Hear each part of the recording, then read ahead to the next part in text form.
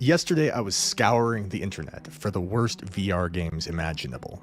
This was it. I was going to make a video about a VR game that would make me suffer as I all but flogged myself for YouTube, building what would be the definitive, undisputed worst experience I could find.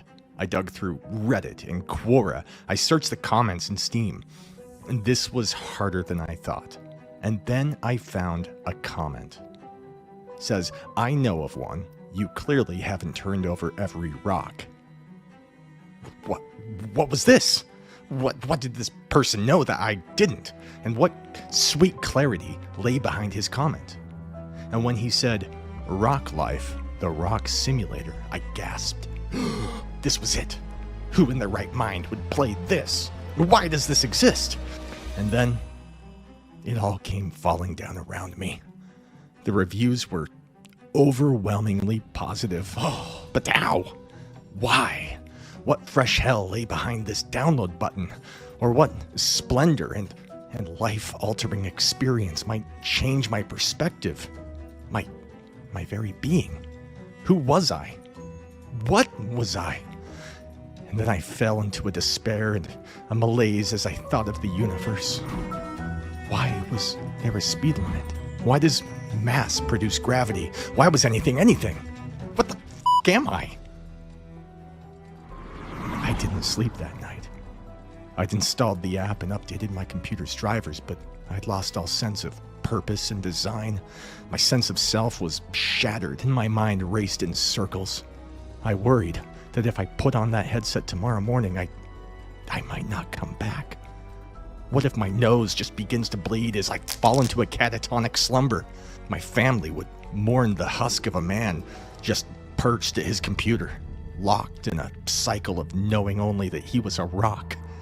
Forgotten would be the English language and food and emotions, and left in my place would be a memory, forever trapped in a ghoulish facade, the human condition, lost irrevocably as I screamed into the void.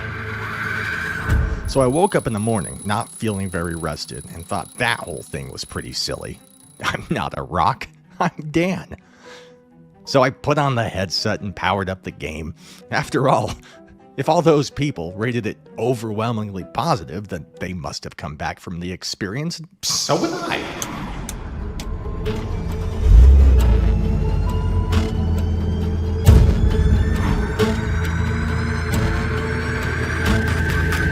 And then I saw the rock. The evening before came flooding back to me like an ocean of spiders, horrible eyes daring me to run. Leave this place before you forget who you are. No! I shouted as I came to terms with the altercation in my mind. Here, I was a rock, but out there I was a person. I said it to myself over and over, out of fear of forgetting. You're a person! You're a person! You're a person! I gazed at the rock and the scenery it commanded. We were the same, it and I. This was splendid. I could feel the vacuum of space clawing at my skin. It wanted me all for itself, but the moon disallowed it. The scenery cycled, and suddenly I was in a stream. In reply, the water danced around my rocky shell, and the wind whipped gently over me, as if to say, yes, you are. You're where you were always meant to be. Look at the sky. The depths of eternity call upon you, as they call upon me, and to refuse is impossible. You've always been a rock, and ever since you were ejected from a collision in the Helix Nebula, you've dreamt of strange and bizarre things. You were a boy. Your mother and father brought you up. You attended grade school and studied dinosaurs as a child. You were going to be a paleontologist. Every rock dreams, and in your story, you were Dan. Look at the Earth. What a strange dream you had. But now you're awake. And everything. This game sucks. Chew with me. Not a little. Chew with me. Not a little.